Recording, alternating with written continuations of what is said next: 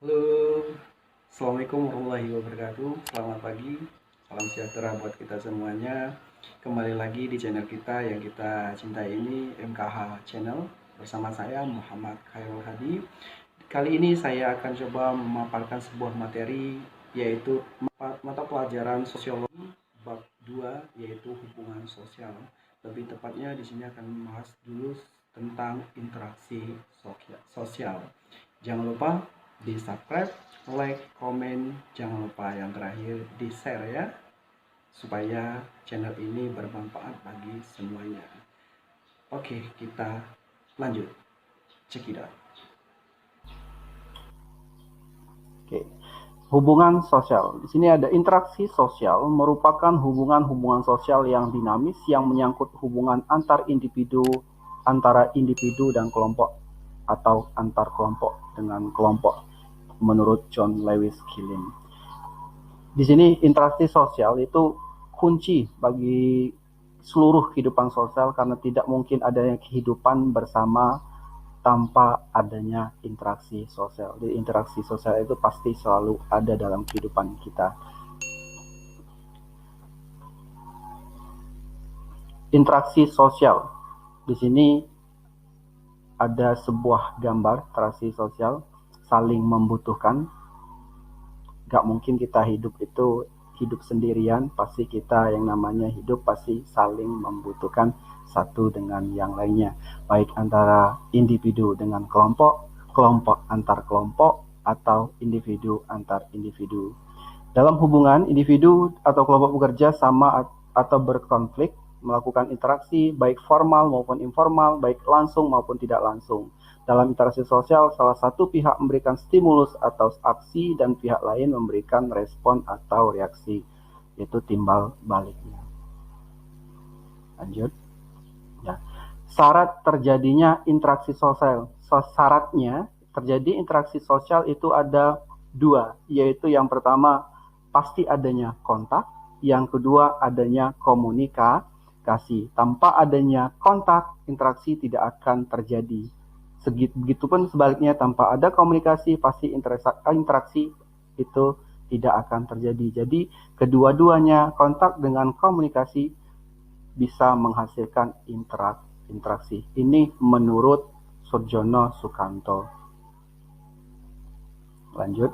Kontak sosial. Kontak sosial ini diturunkan dari bahasa Latin. Bahasa Latin yaitu kam yang berarti bersama-sama dan tenger yaitu berarti menyentuh. Kontak sosial memiliki sifat sebagai berikut. Satu, kontak sosial dapat bersifat positif atau negatif. Yang kedua, kontak sosial dapat bersifat primer dan sekunder. Ya. Primer, sekunder. Primer ini terjadi langsung, yaitu tatap muka. Tapi kalau sekunder, yaitu menggunakan media tertentu.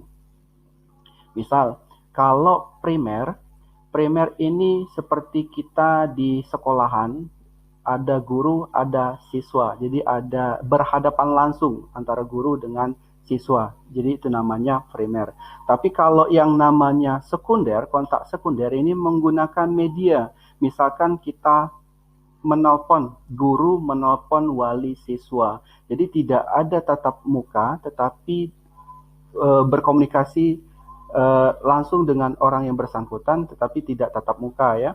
Jadi menggunakan misalkan media telepon ya. Itu namanya kontak sosial bersifat sekunder. Komunikasi adalah pengiriman dan penerimaan pesan atau berita antara dua orang atau lebih sehingga pesan yang dimaksud dapat dipahami. Ada 5 pokok dalam komunikasi, yaitu yang pertama ada komunikator, yang kedua ada komunikan, yang ketiga ada pesan, yang keempat ada media, yang terakhir adanya feedback. Komunikator, kita mungkin sudah paham ya, komunikator yaitu penyampai materi atau yang memberikan informasi. Komunikan yaitu yang menerima pesan, atau yang menerima informasi. Yang ketiga pesan. Pesan yaitu informasi yang kita sampaikan. Yang kedua, yang keempat yaitu media. Media yaitu alat perantara. Misalkan di sini ada gambar perantara untuk menyampaikan pesan, yaitu misalkan di sini ada laptop, nah itu medianya. Nah selanjutnya yang terakhir, yang kelima yaitu ada feedback.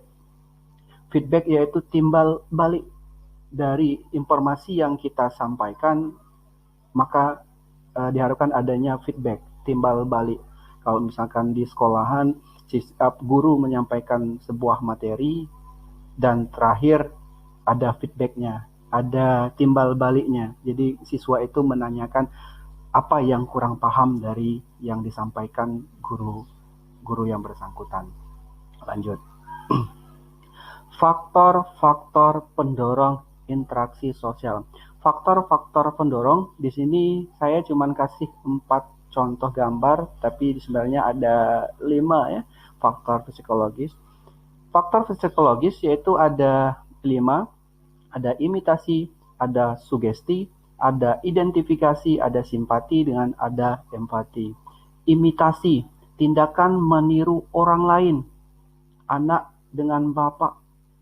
Jadi apa yang dikerjakan bapaknya, dia mencoba mengikuti. Bahkan kita sebagai pendidik, bapak atau ibu atau yang lainnya, dengan anak kecil, kita berusaha memberikan sikap yang baik supaya nanti anaknya meniru yang baik, bukan yang jeleknya. Sugesti berlangsung ketika seorang memberikan pandangan atau pernyataan sikap yang dianutnya dan diterima oleh orang lain. Seperti ini ya, sugesti. Selanjutnya, identifikasi merupakan kecenderungan atau keinginan seorang untuk menjadi sama dengan pihak lain, meniru secara keseluruhan. Identifikasi hampir sama dengan imitasi, tetapi kalau imitasi cuman sekilas ya, tidak terlalu mendalami saja. Tetapi kalau identifikasi dia secara keseluruhan, dari misalkan di sini ada gambar di sini meniru seorang artis, dari bentuk rambut, dari bajunya, dari pose atau gayanya, itu ditirunya nih, itu namanya identifikasi. Simpati merupakan kondisi ketertarikan seseorang kepada orang lain. Kita ambil contoh kayak sini, empati. Simpati itu hampir sama dengan empati, tapi kalau simpati itu belum secara rasanya itu belum seperti yang dialami orang tersebut. Misalkan ini ada anak nangis, dia sekilas dia ikut sedih melihat anak ini nangis. Tapi kalau empati, ini simpati mendalam yang bentuk mengaruhi kondisi fisik dan jiwa seorang. Jadi dia merasakan apa yang dirasakan